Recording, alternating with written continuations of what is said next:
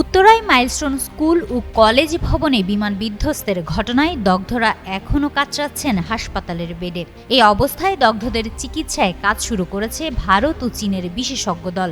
বাংলাদেশের স্বাস্থ্য মন্ত্রণালয়ের ঊর্ধ্বতন কর্মকর্তা ও ঢাকার জাতীয় বার্ন প্লাস্টিক সার্জারি ইনস্টিটিউটের চিকিৎসকদের সঙ্গে বিস্তারিত চিকিৎসা পরামর্শের মাধ্যমে তারা তাদের দায়িত্ব পালন করছেন। বৃহস্পতিবার এক বিবৃতিতে ভারতের পররাষ্ট্র দপ্তর জানায়, ভারতের প্রধানমন্ত্রী নরেন্দ্র মোদীর পক্ষ থেকে পাঠানো ৩ সদস্যের বিশেষ মেডিকেল টিম ইতোমধ্যেই চিকিৎসা কার্যক্রম শুরু করে দিয়েছে। অন্যদিকে চীনের উহান থেকে ৫ সদস্যের একটি বিশেষ দগ্ধ বিশেষজ্ঞ চিকিৎসক ও নার্সের দল ঢাকায় এসে পৌঁছেছে।